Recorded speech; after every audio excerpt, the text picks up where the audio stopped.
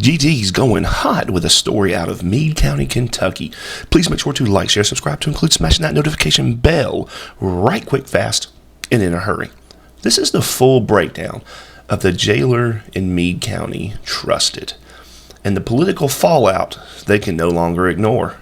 One of the biggest, most recent actions, Meade County jail nurse Amber Brown has filed a lawsuit against Chris Ryder for Public Safety Channel. Lawsuit alleges defamation. How can a public official sue a citizen for criticizing her getting pregnant by her boss by the elected jailer? Back in 2014, Meade County elects a familiar name, John Justin J.J. Scarborough.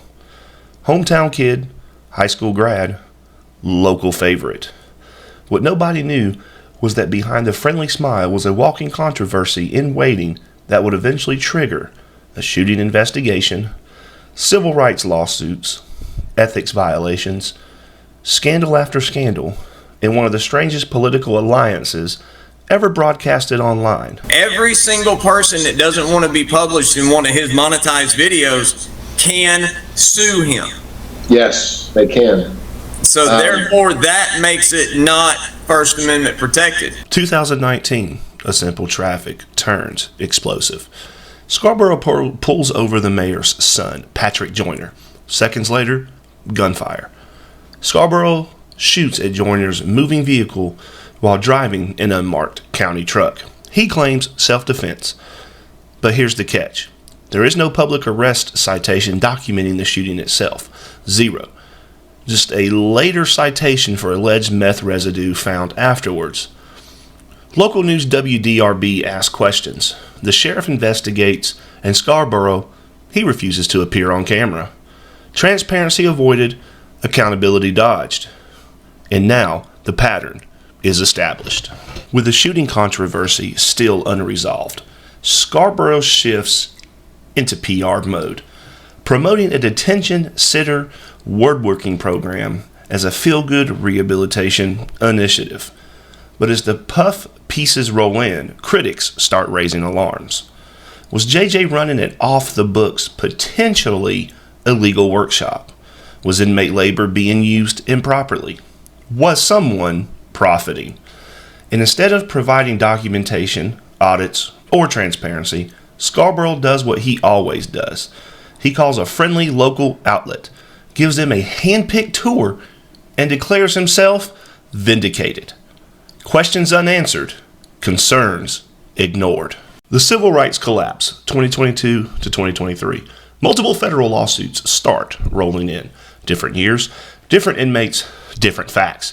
But one repeating pattern: serious constitutional violations inside Scarborough's jail. Claims included denial of legal access, interference with religious rights, forced inmate labor, retaliation for grievances, abuse of authority. And yes, several suits were dismissed, but not because Scarborough was innocent. They were dismissed because of technical pleading issues, insufficient detail, statute of limitation barriers. The judiciary didn't clear him. The system simply couldn't reach him. The pay raise scandal and ethics hearing in 2024. March 2024, this is where Scarborough's public image hits critical mass. Former jailer Troy Steele files a former ethics complaint accusing JJ of giving a medical employee a massive, unjustifiable raise from around $14 to more than $33 per hour. Then comes the ethics hearing, and this is where the meltdown becomes undeniable. Testimony raises serious questions about potential improper personal involvement between Scarborough and the nurse. Meanwhile, additional allegations are circulating publicly, also referenced during the ethics-related discussions, suggesting the relationship may have been far more personal than the county ever expected. A formal finding that JJ violated ethics of Meade County, Kentucky. Meade County's reaction: no fine, no reprimand, no accountability. A former ethics violation casually swept under a political rug. Let's hear the sworn testimony of Amber Brown from that hearing. Ms. Brown, you swear to tell the truth, the whole truth, and nothing but the truth? Yes. Right. All right. Ms. Brown, I'm just going to get the obvious out of the way. You and J.J. Scarborough are in a romantic relationship. Yes. Right? Now, like all men, he gave me a date when your relationship started, and I put it in the response, and it's not actually right, because men get all the dates wrong. I have no idea what. Oh, I put in there that it began in 2015. When did it actually begin? 2016. Anyway, that's the name for you right there. All right. So it began in 2016. And you all had a child. Yes. And when was that child born? 2020.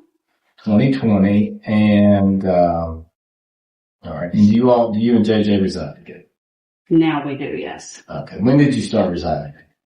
Probably not until 2020, maybe end of 19. Maybe. Okay. Around 2019, 2020. Yeah. That's all fair enough. You were working for the Meade County Detention Center when JJ was sworn in, correct? Yes. When did you get hired? August of 2014. That would have been by then Jailer C. Yeah, Troy. And where were you working prior to that? The nursing home here in town. I've been there 9 years. All right. And did you get a raise or a pay cut? I took a $5 something pay cut. I originally was thinking about leaving there for other reasons, and I had my resume on Indeed. Mm-hmm. And so he did a radius search, and I happened to fall within that search, and he called me and said, "Have you ever thought about working at the jail?" And I said, "No." Okay.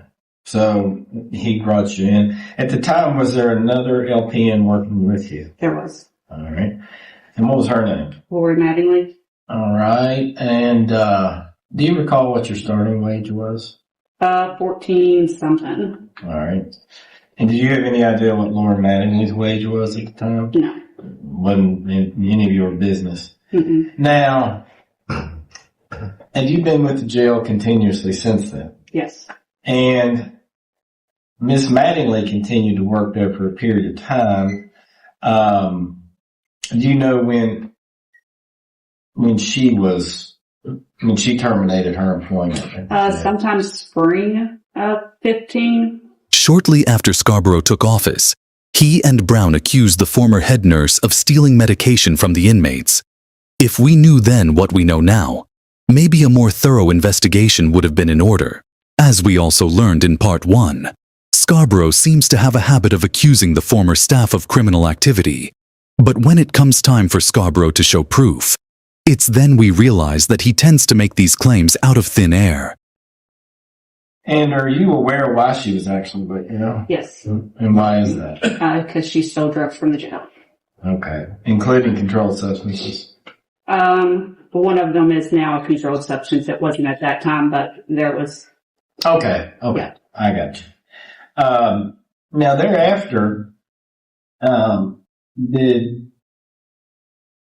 I guess we're just going to go with Troy and JJ because that's what everyone else is doing. Did JJ try to hire other LPNs to work with you? The first one we hired was an RN. Her name was Stephanie, and she turned out to be very unreliable and didn't show up when she was scheduled. Mm-hmm. The second one we had, she was an MA, and her name was Tiffany. She worked there for a while, and she couldn't handle the stress. She was going through a divorce, so she quit. Okay. And then the third one we had was a floor deputy, and a prior, she worked EMT. Mm-hmm. And then we actually helped her through MA school. Mm-hmm. And then she worked for a little while, and then she actually went next door to the Jewish hospital to work. Okay. What's an MA? Medical assistant. Okay. And what does LPN stand for? Licensed practical nurse. Licensed practical nurse. Okay. So what are your normal duties at the detention center? I mean, I do absolutely everything between medication, ordering medications, their original history whenever they come in, anything that they report. I have to verify all information from any doctor or hospital, anything like that. And it has to be verified through a nurse practitioner before anything can be ordered. When you say ordered, you're talking about drugs or some type of anything to treat with. Yes. An interesting fact to consider from this questioning is that as an LPN, Brown's licensing is restrained to a very limited scope of work. Licensed practical nurses provide basic medical care. They work under the direction of doctors and registered nurses. Each state regulates whether an RN must supervise an LPN. Some LPNs can only perform certain tasks under the direction of a physician or an RN. So there's a lot of records that go into that. There's a lot of phone calls that go into that. And then you just have your daily management. They can have sick calls. I mean, every single day they can put sick calls in, and I mean, you have a building of 100 plus people, so you can imagine how many requests you get on a daily, and that can run from I stub my toe to a sniffly nose to, I mean, where they actually have something going on. So then you have to address everything. Can you give a fair guess how many sick calls you get in a day or a week? I mean, some days it could be 15, some days it could be 30. I mean, the population. 15 to 30? Yeah, the population we have, I mean, you're looking at the most unhealthy population that comes through the door that doesn't take care of themselves. So some days it's excessive, and then some days you don't have much of nothing. Okay. According to Brown's testimony, her job requires a lot of maintenance, as there are a lot of sick people within the jail. However, as an LPN, Brown would not have the certification to deliver or perform any treatment to these individuals, and the jail would be required to get the sick inmate treatment from an outsourced qualified medical professional, which would relieve Brown from having to do much in these situations other than call someone in. Now, when you were working together with Lori, you all split those duties. Yes. Did you still feel like you were busy then? Yes, because whenever I originally come in, the office was a disaster. I cried for days and days. I wasn't used to that atmosphere. I don't mean to keep interrupting, but I feel like most people would agree that if you stepped into a role with a new job that was so overwhelming to you that you cried for days and days, you might simply not be cut out for that job. Let's carry on. So we actually I had to come up with new forms to fill out, different ways that we did things. There was literally, you couldn't find anything to even write in a chart because she had them hidden in shredder boxes and trash cans and piled to the ceiling.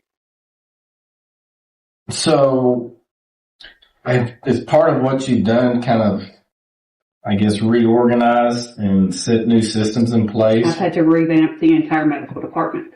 So she cleaned.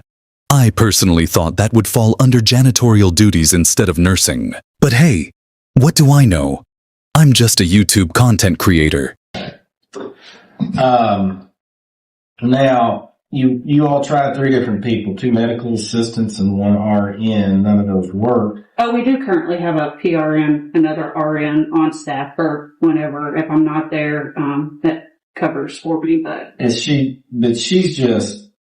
She's just when you're not there. She's literally, yes, PRN, and that's usually if I'm out for multiple days straight, which might be once a year, maybe. So PRN is someone who just comes in as needed, Yes. right? Okay.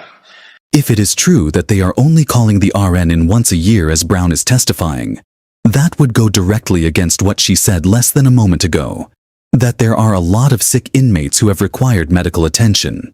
It's already obvious that Amber's testimony is severely questionable at best. How many hours a week do you work? I put on my time sheet 40. Whether Brown intended to or not, she just incriminated herself by testifying that she gives an inaccurate number of hours on her timesheets than what she actually works. This detail alone should raise red flags within the agency as to how easily the staff could manipulate the pay system. Of course, the quick-brained attorney will make quick work of sweeping this statement up. Do you work more than that? Yes. All right. You just don't seek the overtime? No. Are you also on call 24/7? 24/7, 365 since the spring of 2015. And you're supposed to be compensated for that too, aren't you? I mean, I would assume so.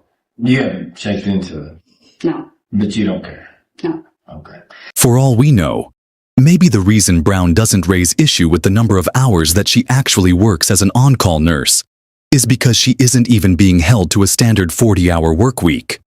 Without policies that ensure that the employees aren't manipulating the timesheets, there's no way to be sure. So now I'm assuming you're doing the job entirely yourself, and so it's very busy. Your job is very busy. How do you feel about the level of care that is provided since you got the office revamped versus when you got there? I mean, we've not had any preventable anything that's happened at the jail. I have a very good record. If you compare the medical at our facility compared to any other facility in the state of Kentucky, the DLC inspector will tell you that it is one of the best as far as exam rooms that are set up, record keeping, all of that. And I think I'm one of the only jails in the state with a 10-year record where I've not had any lawsuit judgments. Medical is completely clear. This is another blatant lie. A quick record search on Pacer will easily disprove Brown's claim. There are multiple lawsuits on file right now that specifically address issues within the Meade County Jail's medical department under Brown's watch. Not to mention a recent case that has Scarborough and Brown's agency under heavy public scrutiny after a recent death occurred in the jail. The family alleges that their loved one was deathly sick and was neglected to death under Amber's care. And you've been there about 10 years. It'll be 10 years in August, yes. In August. Okay, so you think you're the only jail in the state? If not the only, probably top 5. Okay. Medical is easy to sue in jails, and so that even comes with your contracted medical that they see a lot of lawsuits. Okay.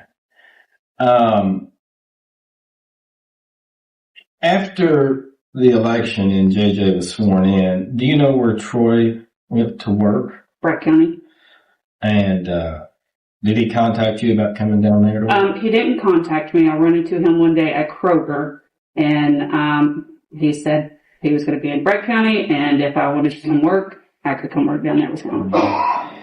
You know, we talked about, you said you completely revamped. I probably should have asked a few more questions. Did you create kind of a policy and procedure manual? We did. Me and the nurse practitioner. That way we have in there any kind of possible emergency that our deputies may see. We have everything from step to step of things that everybody in the building can do from the time it starts until the time EMS arrives. And then, of course, a lot of standing orders from the doctor that's in there. And so all of our people, I train them on our policy procedure. I came from the nursing home, so I was used to a crash cart on each hallway. What is a crash cart? It is an emergency cart, and on the cart it has everything that you could possibly need between, we have our oxygen tank, we have our AED, all the treatment supplies that you need, anything breathing related, CPR related. Was that something you had to put together for the jail that didn't have one? Yes. It's great that Brown came up with the idea to have an emergency cart in each hallway.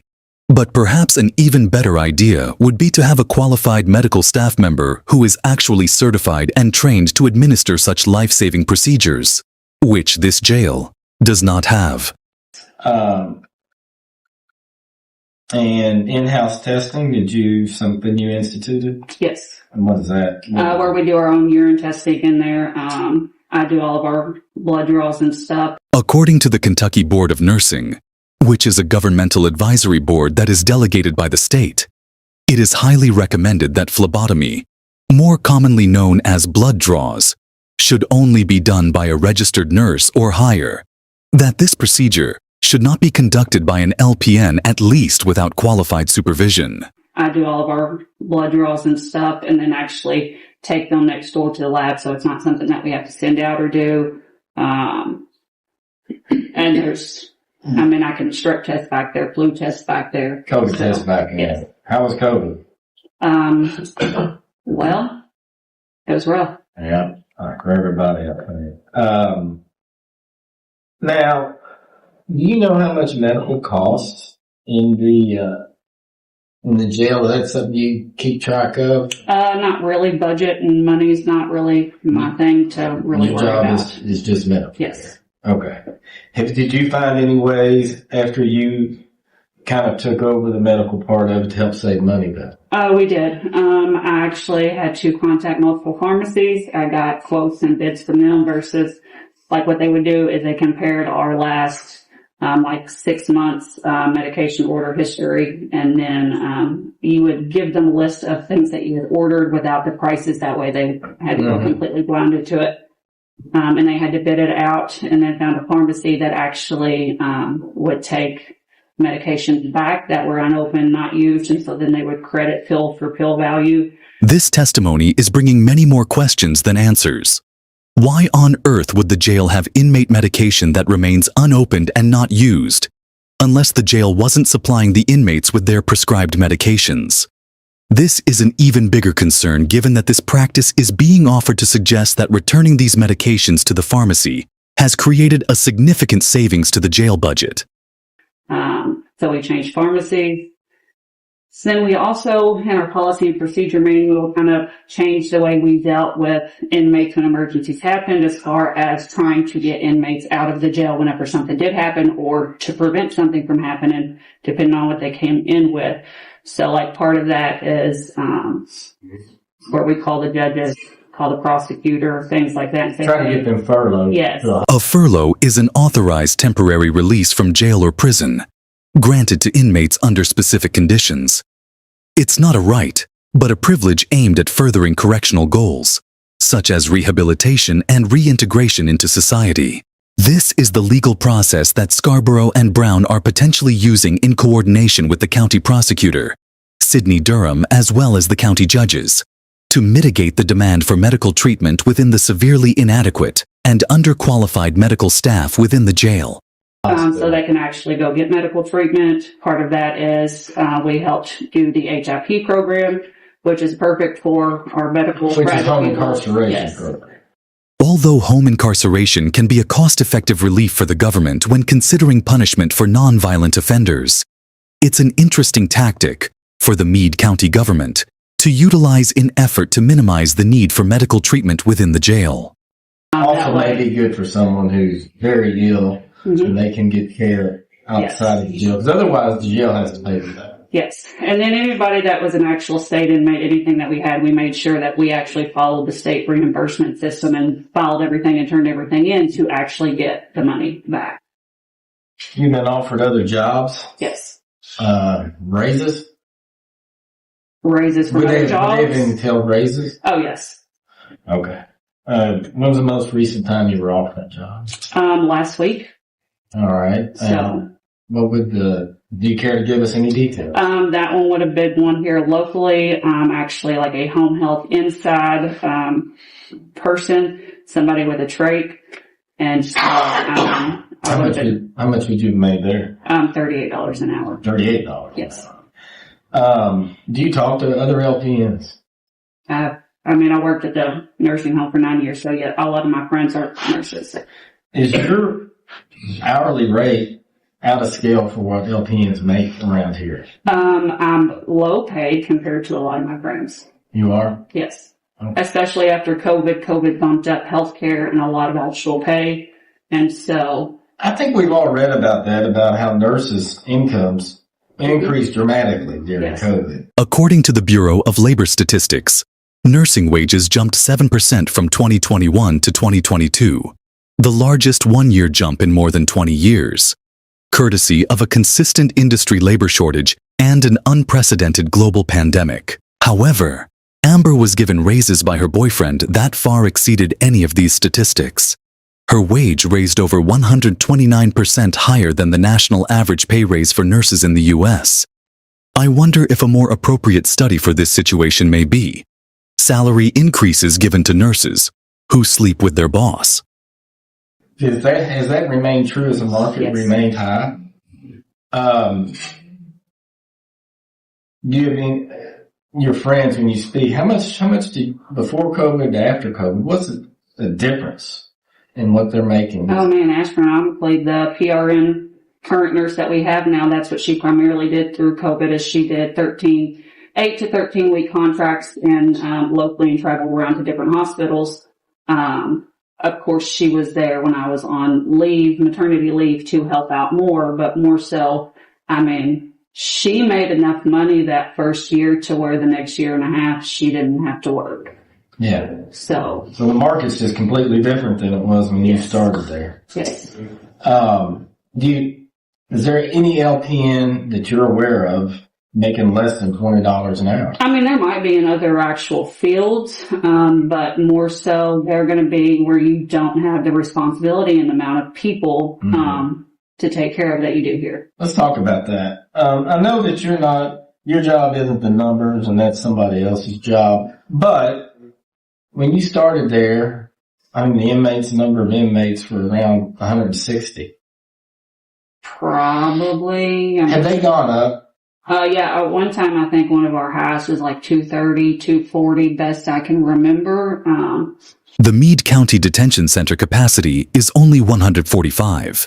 If Scarborough is requesting state inmates for money, he is intentionally overpopulating the facility by around 95 inmates.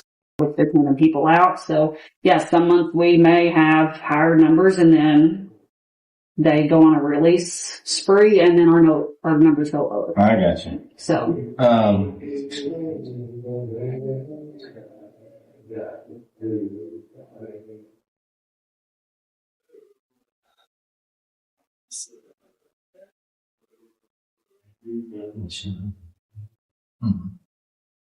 would you have paid maternity leave? my short-term disability I did, and my vacation time, but I actually had to work some from home because my PRN person primarily, when she was in there, she did the actual physical seeing people, and there's a lot of stuff, obviously, that goes into the job that is not that. So our IT department had to hook up a way that I could communicate at home with pharmacy to do everybody's reorders for the building and everything, and so I did a lot of work on maternity leave. Yes.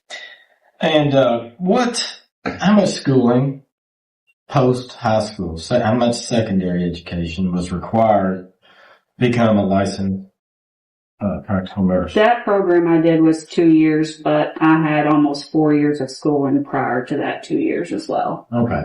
So if you just go and start it and end it, it's 2 year. Yes, I went to an actual nursing program, so not the university where you had to do your gen ed requirements and everything for that specific. I know exactly what you're talking about. And then do you have to pass a test to become a to get a nursing certificate? Yeah, you have to pass the state board. The state board, there you go. Mm-hmm. And you've done that? Yep. And is there continuing legal education that goes Yes, or every not year. Continuing legal education, that's what I have to do. Continuing education is fine. Yes, that's required. Every year you have to have so many hours by October 31st to turn in order to renew your license. You have to keep all of them on retainment for 5 years, because they can audit you at any time to make sure that your continuing education is all up to date. Pay for your license, and then I also have continuing education that is required through DOC for the jail. Gotcha. And were you aware that JJ sought to outsource medical care? Got a quote for that last Yes. summer. Did that hurt your feelings? I mean, yes and no. We have been collectively dealing with complaints from Troy since the beginning. And he has requested my file numerous times, my pay numerous times, along with everything else. So when there's an open records request made regarding you, you're notified, right? No, not all the time, no. Okay. How long has this been going on? The request being made about your file and your pay records. Oh, I mean, as far as I know, for at least the last 5 years off and on, as far as requesting jail records and mine specifically. Wait, how would Amber know that her records were specifically being requested? Unless Scarborough were sharing that information, perhaps during pillow talk. Okay. And of course, if third-party contracts, it's up to them whether you get keep a job or not, right? Yes, but luckily I have such a good rapport. I've been there 10 years, so I've dealt with a lot of jails and a lot of different people. They probably would have hired you back.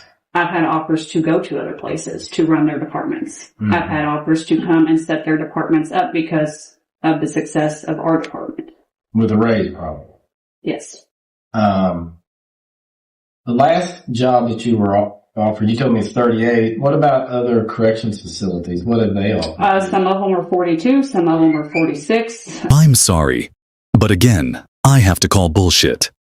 As we saw in part 1, Seeley introduced records from most surrounding counties which proved that Amber is making more money under her boyfriend at the Meade County Jail than any LPN at the surrounding jails.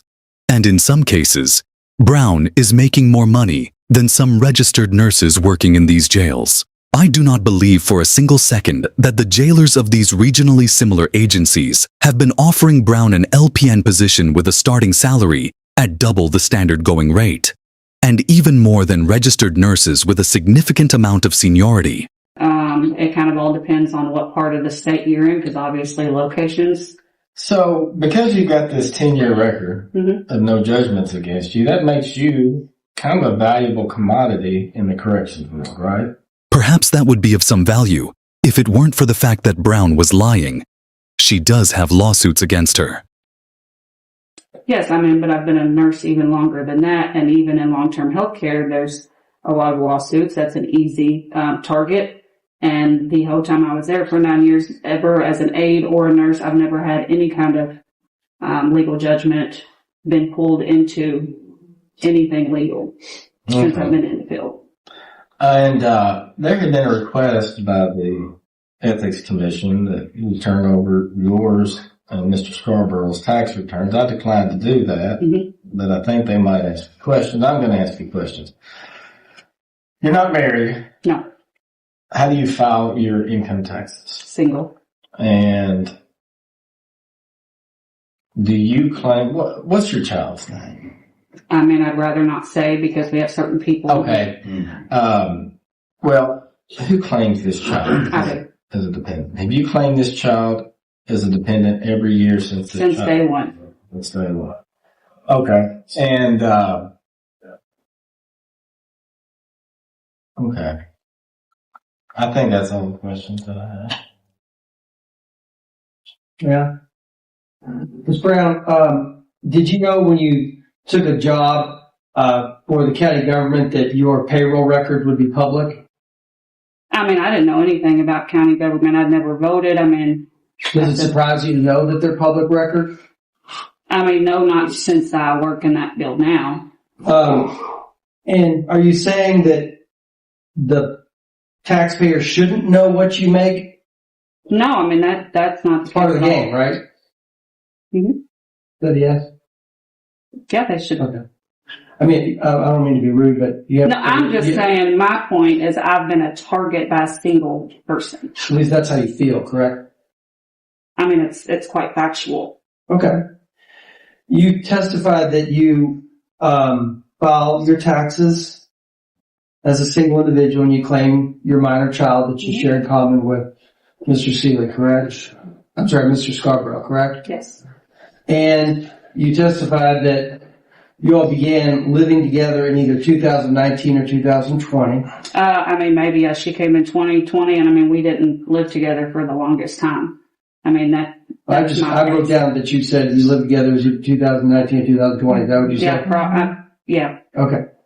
Do you all own your home or rent? It's not his home, it's my home. And I own it. You own your home? I do. Okay. Does he help provide any of the funding for that home? The electric bill, the child care, but other than that, the house payment, everything comes out of, because it's my place, my property. My daddy didn't raise no fools. Daddy didn't raise no fool. Huh. I'm going to add that to my notes. Daddy, what's the best way to pay off my house and keep it all to myself while getting some dumb guy with access to a seemingly unlimited amount of money to pay my electricity bill and also bump my salary by 136% so that I won't stress a single penny to cover my mortgage? I hear you. I'm understanding that you say, though, that he does contribute to the household in some way. Yeah. And it's your testimony that Mr. Seeley's been asking for records on you for the last 5 years? I'm I mean, I'm just guesstimating. I don't know, but I mean, every year we go through this between DOC complaints that he tries, and then yes, just requesting records, trying to find something. I understand you feel like you're being harassed. I'm just trying to pinpoint the time. You said the last 5 years? I mean, probably. I mean, it could be longer than that. Okay. Could be less. I mean, I'm not going to say that it's less. Well, you said you weren't sure. It's been a long time. Okay. Fair enough. What I'm hearing you say today, have you seen, I'm sure you have, you've seen your document that's entitled Meade County Fiscal Court Pay Rate History, and it's got your name on it. It has your pay rate history. Have you seen that document?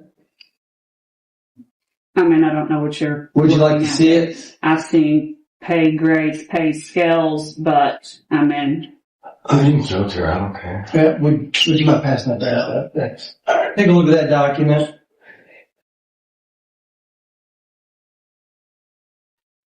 Do you recognize that document? I have not seen this here now. Okay, take a minute to look at it.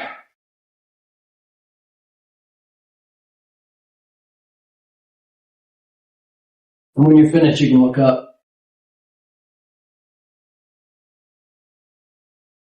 Okay. Does that document appear to be your pay history as a Meade County employee at the jail? I mean, I've been there 10 years, so I mean, I can't tell you every I'm single... not asking you that. I'm just asking, does it appear to be your record from the jail as an employee? I mean, I'm guessing so. Do you dispute, take a look at your current pay, look at the beginning pay, do you dispute that document's not accurate in any way, or do you just not know? I mean, I'm assuming that it came from HR, so I'm sure it's correct. Okay. And we'll, just for the record, we'll acknowledge that it's an accurate reflection of her rate of pay. Okay. And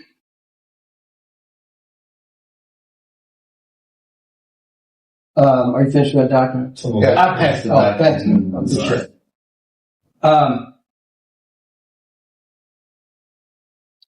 Who's responsible for giving you pay raises? As far as I know, I mean, the county itself. Who do you think set your pay at the jail? Originally, Troy did. So you don't think he does anymore? Who, Troy? Yeah. I mean, no, Troy don't. Do you think that Mr. Scarborough does now? I mean, as in to go in, if we get yearly raises as a county. This is what I'm asking you. In 2015 in March, you got a 59-cent pay raise after Mr. Scarborough took over. Okay. Correct? I mean, I can't remember that far back as specific, but I mean, if you say I did from... So who do you think gave you that raise? I mean, everything goes through fiscal court, so... So you don't think Mr. Scarborough gave you that raise? I mean, I've never been to a fiscal court meeting. I don't know what goes on. I'm asking you if you think Mr. Scarborough gave you any of the raises that you've gotten since 2015. I mean, I'm going to say that he's gotten a lot of employees raises, and not just myself. This obvious tactic of deflecting answers to simple and direct questions is a common behavior of a person who is aware of their wrongdoing, but chooses to avoid taking responsibility. I hear what you're saying. I appreciate you being defensive. But the bottom line is are you saying that Mr. Scarborough is responsible for giving you these raises, or was somebody else? He's not responsible for giving me all of those raises. I mean, it is part of the county system, and so I get raises based on the county too. I mean, he may have, I don't know. If you got a pay raise that was above what the cost of living adjustment was or what the statutory adjustment was for that particular year, would that be because Mr. Scarborough gave you the raise? I don't know. I'm not on that side of things. I couldn't tell you. I don't know. Okay. Did you receive annual evaluations? I mean, I guess we all do. That's not my job. I don't know. The link between anxiety and throat tension lies in the body's response to stress. When anxious, the body enters a heightened state of awareness. The adrenaline rush can lead to muscle tension, including in the throat. This tension can result in a feeling of tightness or a lump in the throat, medically known as globus sensation. Additionally, Heightened emotions experienced while lying are believed to increase tension in the vocal tract. I don't know. Did you ever sit down with Mr. Scarborough where he assessed your performance? Well, I mean, he's present in the building every day, just about. So, I mean, he assesses everybody's performance every day. Was there any part of your year where he would sit down with you specifically and fill out a piece of paper where he talked about Amber Brown's performance? I don't know. I don't know if he does paperwork like that. I'm asking you. I don't know what he's done. I'm not asking what he's done. I'm asking, were you a part of any meeting with Jailer A sit Scarborough? down, no. I'm No. sorry? A sit down, no. Okay. So there wasn't any time where he would sit down with you and say, this is your annual or quarterly or semi-annual performance review. Correct? No. And he never generated a piece of paper that said you meeting expectations or exceeding expectations or anything along those lines. Mm, Do you know whether he did that with any other employees? I have no idea. Okay. What I'm hearing you say today is that you deserve the pay rate that you currently have. Is that fair? Oh, I'm saying for what I do for the county, I deserve more. I'm sure the county is grateful that Amber cleaned and organized the clutter that was in the jail's medical office. And they are probably ecstatic that she carried over the idea from the nursing home to use a medical cart for moving stuff around in the halls of the jail. But I'm not so sure the county would agree with the sense of entitlement it must take to make such a bold statement such as, I deserve more. I deserve more. You deserve more. And some of the reasons I think you mentioned is that because you revamped the entire department. I mean, that is true, although that is a long time ago, so everything, I mean, it's not a constant revamp.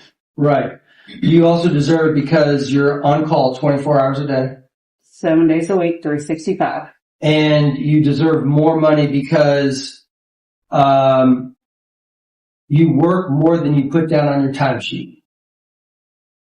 I mean, if you want to go that far, yes. I mean, these are your words. I have right here, if you would just like to see, last March, or March of 22, March 19th, 2022, within a 6-month period, I had over 16 hours of phone time alone talking to the jail outside of work.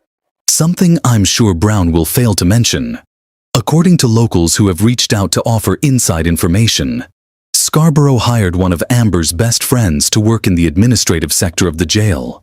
This would typically be a person who would answer the phones. I had over 16 hours of phone time alone talking to the jail outside of work. If the information that Brown is offering is even true, who's to say that she isn't simply chit-chatting with her friend and using the phone records to claim she was working? Over 437 text messages regarding work. And that's not including anything from the jailer himself. Nobody from Brandon Finch, the chief, or the front office. I didn't include any of them in that kind of thing. Do you think that any other county employees do more work than they actually put on their time card? I have no idea what other county employees do. I've also heard you testify that you deserve more because your level of care is better. I'm saying if I had position with the same thing elsewhere, I would be compensated more. Obviously, it's not been a big deal to me. I started out with a pay cut, even though I feel like I'm making lower, because that is my job. I'm very passionate about it. I'm very dedicated to it. And obviously, my record shows I'm very good at it. So I'm just trying to identify the reasons that you believe that you should be making more, and based upon the testimony that I've heard. So, I've also heard that you deserve more because you have been made other job offers as recently as last week for home health at $38 an hour. Yeah, I mean, I didn't actually say that I wanted more money, or, I mean, would I get paid more elsewhere for the things that I do? Absolutely. As of January 2025, the average hourly salary for a licensed practical nurse, LPN, in Kentucky is around $20.55 to $26 per hour. Brown is currently making more than $13 per hour above the average rate of pay for her licensing in her area. It's very unlikely that she could even dream of finding a better paying job. Well, unless she moves to another state far, far away. In addition to your hourly rate, the jail also contributes to your county retirement, correct? I guess. I don't know. I mean, there's different stuff taken out on our checks, but Does your job include health care benefits? yeah. I mean, and I do pay extra for the upgraded plan. Do you and Mr. Scarborough maintain separate health plans? Yeah.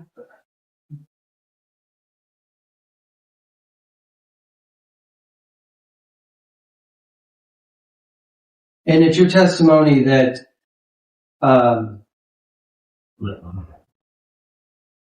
Ms. Mattingly was fired from her job in 2015. Well, I mean, she had a choice to resign or be fired and it go against her license because obviously stealing drugs is.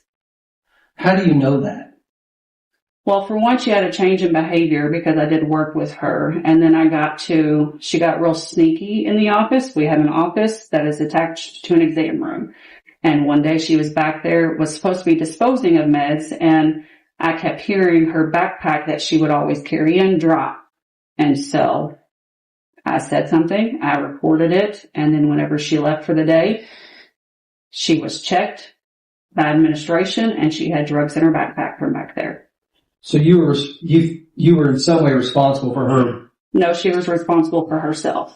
Well, let me rephrase that. Of course, she's responsible for her behavior, but you reported the behavior which ultimately led to her. Absolutely. Okay, understood. And do you remember when that was? I said spring of 15. Spring. Yeah. So, I mean, I'd roughly been there 6 months, maybe. And when she worked day shift, I worked 2 to 10, so we were very, not overlapped, so I didn't see her a whole lot.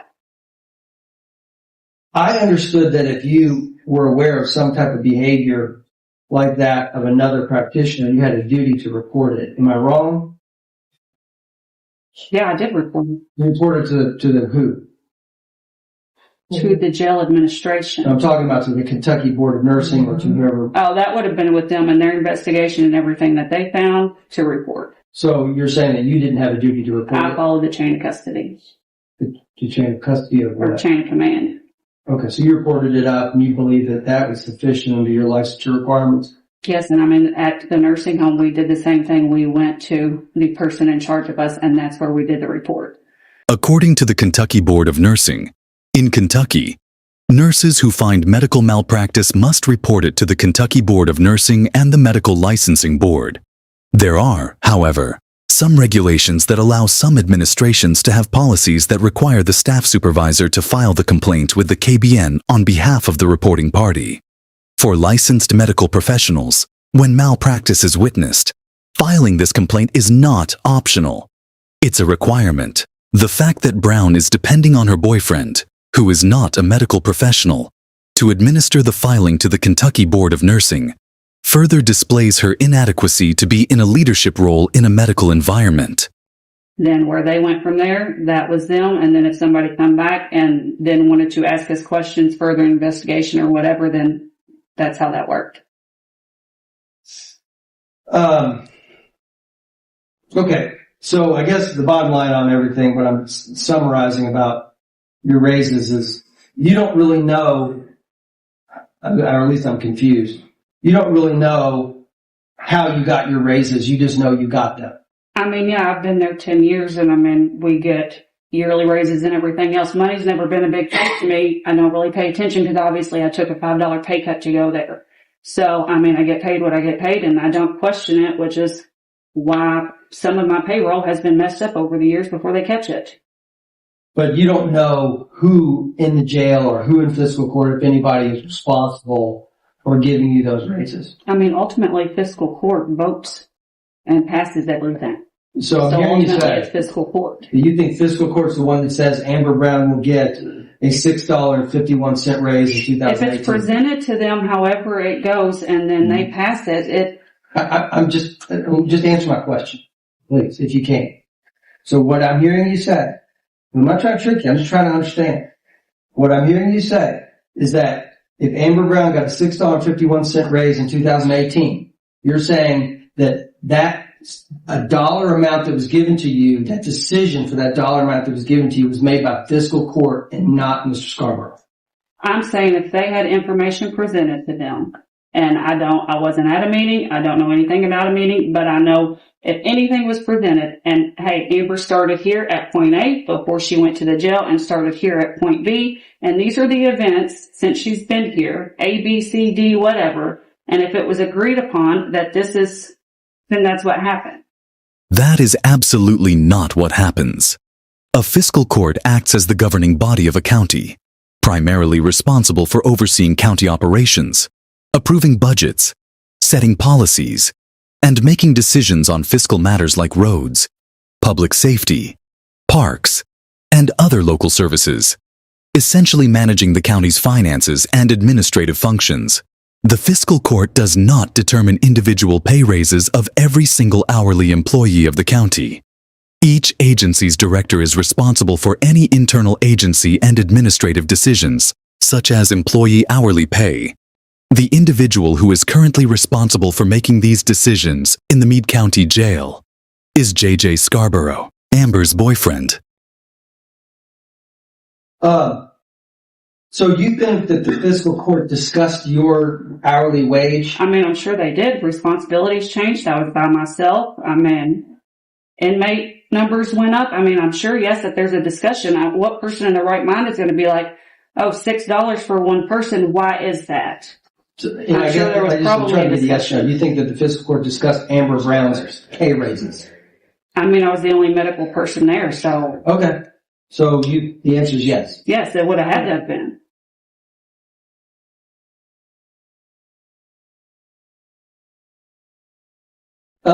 You testified that you think that, at least I thought you testified that somewhere in the local corrections industry, local meaning at least in Kentucky, you think that there are some LPNs that are making as high as $42 or $46 an hour? Yes, there is.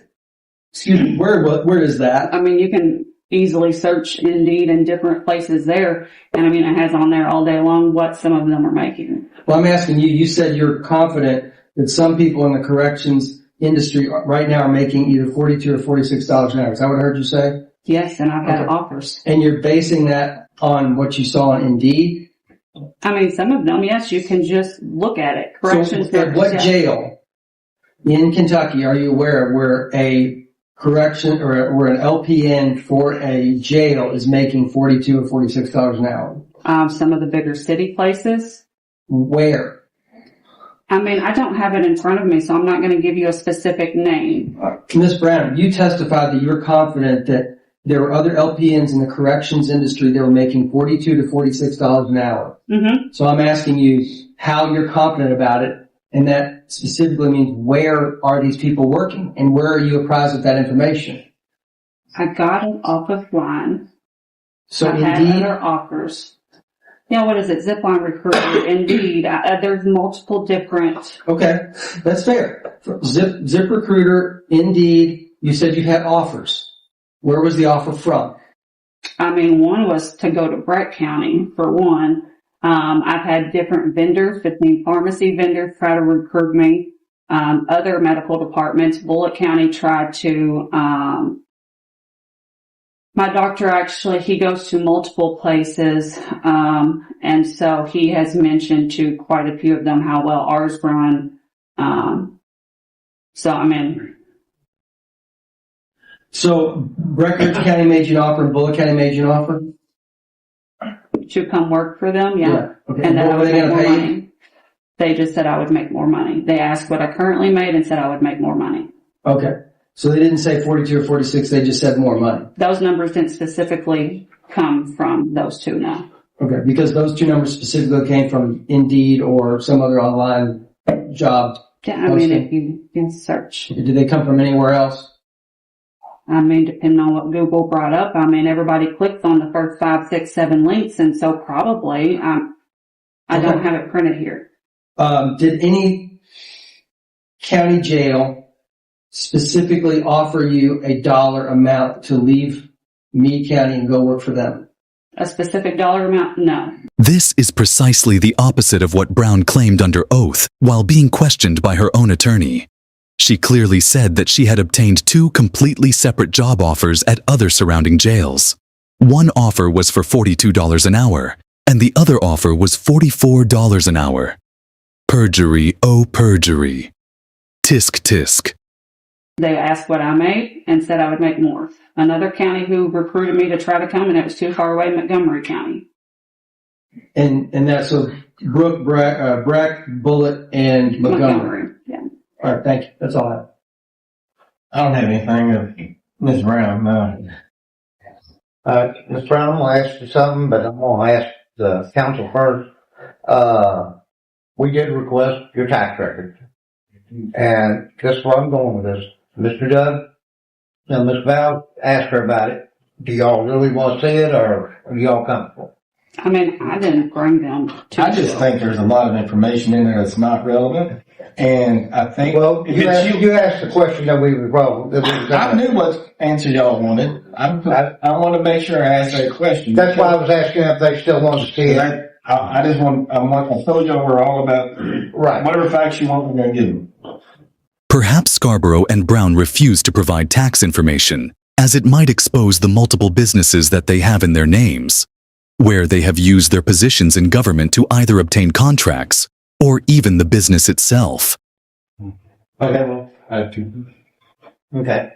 Ms. Brown, 2 quick questions, I hope. Is overtime allowed in your department? Are employees in the jail allowed overtime? I mean, it has to be all approved. But okay. And the second question was that you mentioned you haven't claimed any overtime? It's very rare that I actually put over 40 hours ever on my timesheet, and that is if something extensive happens and I get called to come in, and I'm there for a substantial amount of time. Is there a reason you don't claim overtime if you're putting in extra time? Yeah, for the county. I mean, I don't claim my phone bill. I don't claim gas as much as I go back and forth. I don't claim phone time, text messages. I mean, nothing. Thanks. So. Follow up. Maybe she'd be fine excused. And by that, I mean, if she's not subject to recall, I just want to see if she can sit back. Yeah. Is this something new, or is it something based on, well, it's something new.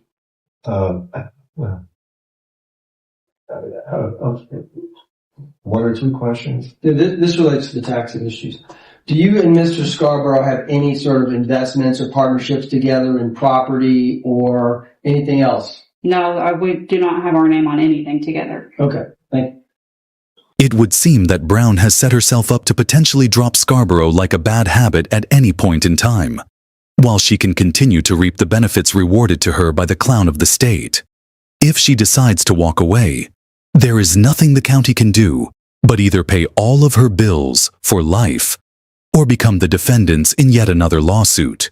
All right, everybody, we will continue this story in another segment and dive into JJ's testimony, as well as Amber Brown's lawsuit filed against Chris for criticizing public officials. Here is GT's criticism. JJ is a real piece of trash, and hopefully the people of Meade County will vote him out next term. Until next time, please make sure to like, share, subscribe, to include smash that notification bell. GT, Gully Cole.